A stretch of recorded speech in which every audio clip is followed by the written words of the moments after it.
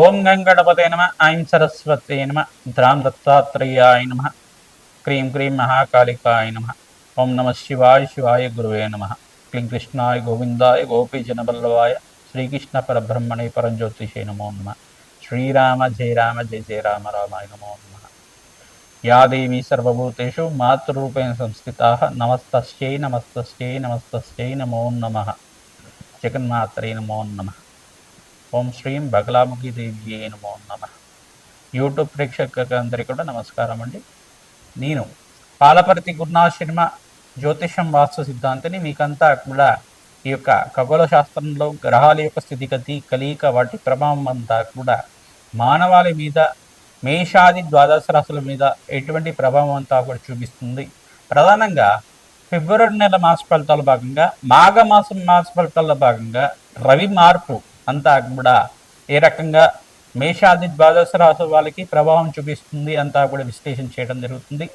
ప్రధానంగా ఇక్కడ చూసుకుంటే గ్రహ గోచారంలో గ్రహస్థితి ఈ రకంగా ఉంది. ప్రధానంగా గోచారీత్యా గ్రహాలన్నీ కూడా ఈ స్థానాలన్నీ కూడా ఉన్నాయన్నమాట. ప్రధానంగా మీనరాశిలో అంతా కూడా శని భగవానుడి సంచారం జరుగుతుంది. ప్రధానంగా చూసుకుంటే ఫిబ్రవరి నెలలో 14వ తారీఖు రోజున రవి మార్పు అంతా కూడా సంభవం జరుగుతుంది. మకర రాశి నుంచి కుంభరాశిలో ఈ యొక్క రవి మార్పు అంతా కూడా సంభవించడం. ప్రధానంగా చూసుకుంటే షష్టగ్రహ కూటమి అంతా కూడా సంభవం జరుగుతుంది ఈ యొక్క ఫిబ్రవరి నెలలో అంతా కూడా.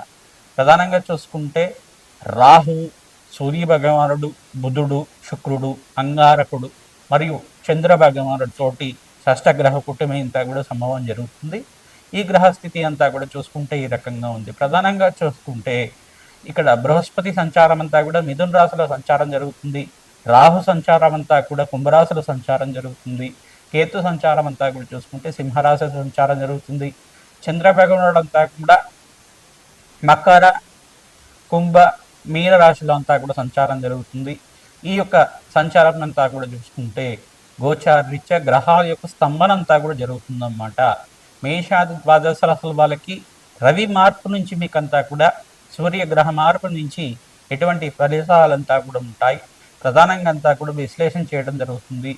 ప్రధానంగా గ్రహస్తంభనం వల్ల కుంభరాశిలో జరుగుతుంది కాబట్టి ఈ యొక్క కుంభరాశి జాతకులు అప్రమత్తంగా ఉండడం, మీరంతా కూడా నవగ్రహాలకి జపాలు హోమాల కార్యక్రమాలు చేసుకోవడం వల్ల, శాంతి కార్యక్రమాలు ఆచరించుకోవడం వల్ల అనంతమైన పుణ్యప్రాప్తి కలుగుతుంది.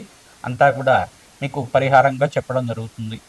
ఈ యొక్క గోచారీత్య ఫలితాలంతా కూడా గ్రహ గోచారాన్ని ఆధారపట్టి మాత్రమే ఉంటాయి. ప్రధానంగా మేషాది ద్వాదశ రాశి వాళ్ళు మీ జన్మ జాతకమే ప్రధానమైన జాతకంగా ఉంటుంది కావున ప్రతినిత్యం కూడా మీ జాతకరీత్యా ఉన్న దోషాలకి పరిహారం ఆచరిస్తూనే గోచారీత్య గ్రహదేవతల అనుగ్రహం కోసం గ్రహాలకంతా కూడా నవగ్రహ పూజలు, యజ్ఞాలు, హోమాలంతా కూడా అగ్నికి నవధాన్యాలు సమర్పించడం వల్ల జాతకరీత్యం ఉన్న సకల గ్రహ దోష నివారణ కలగడానికి ఆస్కారం ఉంటుంది.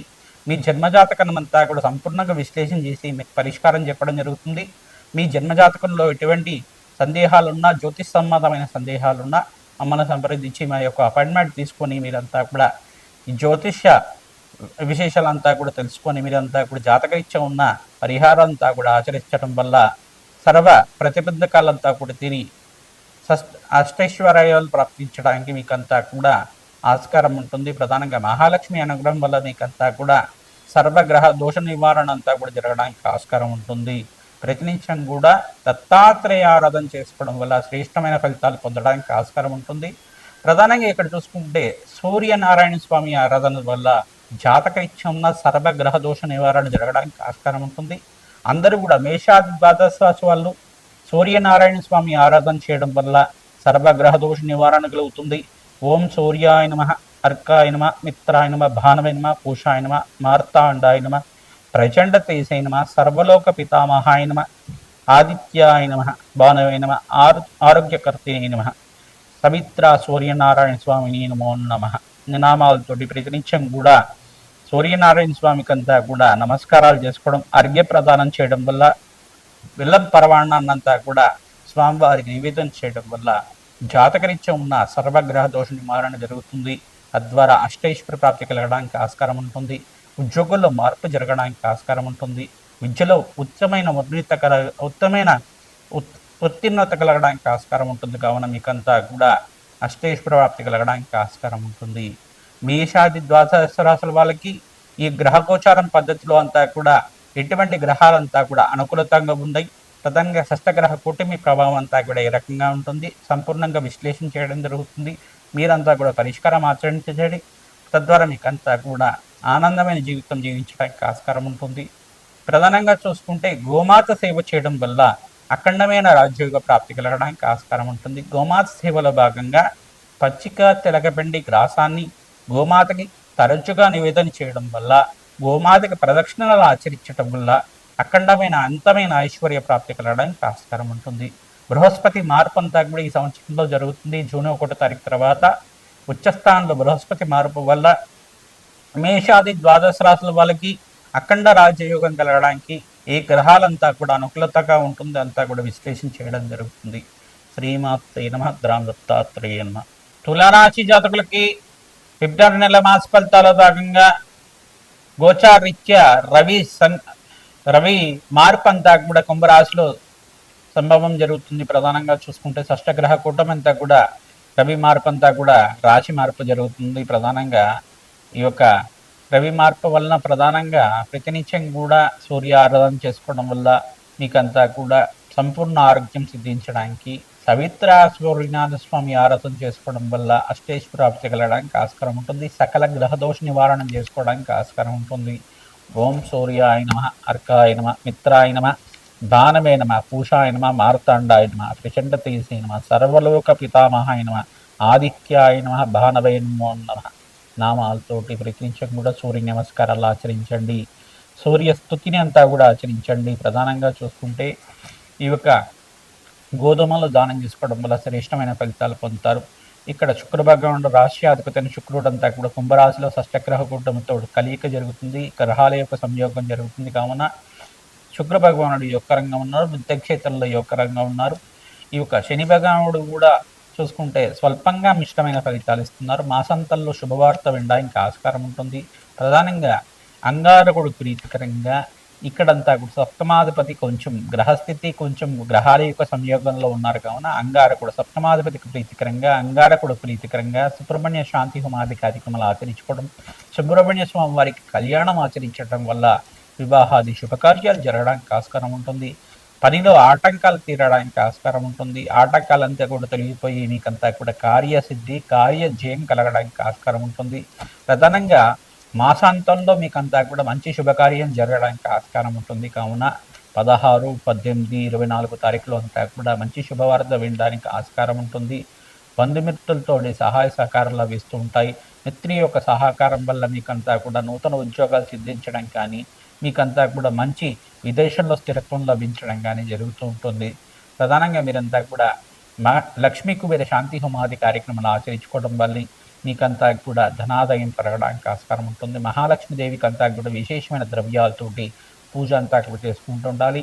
తామర పూలతోటి, మల్లెపూలతో కానీ, తులసి దళాలతో కానీ, బిల్వ దళాలతో కానీ ప్రతినిత్యం కూడా అర్చన విధానం చేసుకోవడం, కుంకుమార్చన ఆచరించడం, తద్వారా నీకంతా కూడా మహాలక్ష్మి శ్రీనివాసంగా ఉండడానికి ఆస్కారం ఉంటుంది.